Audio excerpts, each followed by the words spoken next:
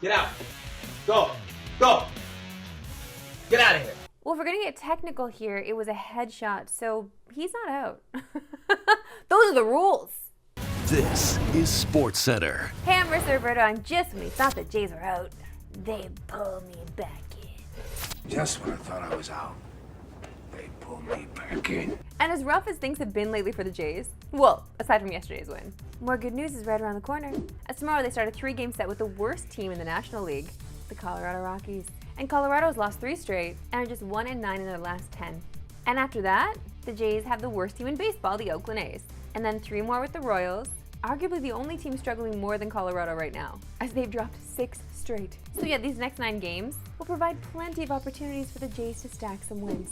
Taking a look at the wildcard standings, Toronto is now 2.5 games out. And with 28 remaining, the Jays don't have it too tough. Obviously those 9 games we just mentioned, plus 6 more against the last place Yankees. And that gives Toronto the 5th easiest remaining strength of schedule in the majors.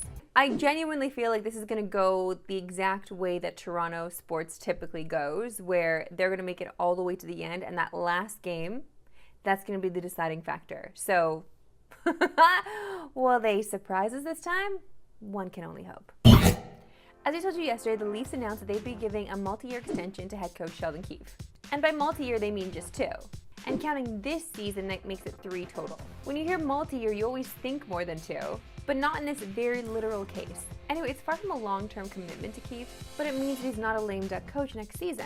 And it was surprising to some considering the Leafs could have just let this play out and reevaluated following the season. Under Keefe, the Leafs have enjoyed a ton of regular season success, with a .622 winning percentage, which is 4th behind the Bruins, Avs, and Canes since he took over in 2019. Keefe also has helped Toronto set franchise records for wins and points during the 2021-2022 season. And believe it or not, he is 6th on the all-time wins list in Leafs history.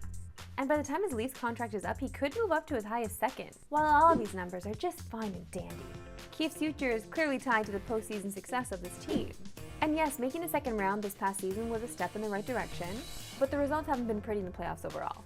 With 13 wins in 30 playoff games, Keefe has a .433 playoff winning percentage, which just won't be good enough for him to see out this contract. But the core is still intact, and Toronto's window to win the cup is still wide open. So plan the parade, everybody. We're going in. It's For the Win, presented by DoorDash. And this is hands down the best story of the week and gets me all kinds of hype, as 92,003 people watched the Nebraska women's volleyball team beat Omaha last night. It was the largest crowd ever to watch a women's sporting event. Just look at some of the scenes from this, it was absolutely electric. And just listen to the moment the crowd found out they broke the attendance record.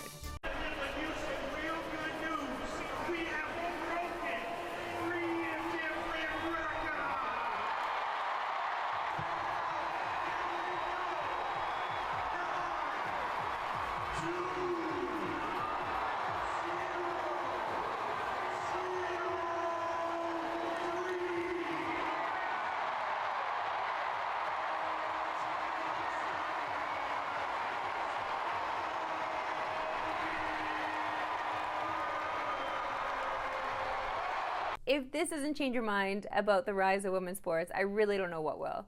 Honestly. And it was volleyball. We love this. Food fight! Time now, my favorite segment, and yours, why we love sports today. Why we love sports today. And this is the Tomatina Festival in Spain, which basically is just a celebration of people throwing overripe tomatoes at each other. You know, tomato, tomato, tomato. wait, why? What's with... Ew. What's with the parade? Why are these guys... Oh, I see. They're just in a truck full of tomatoes. Yeah, I'm sure your phone's not going to get ruined after this.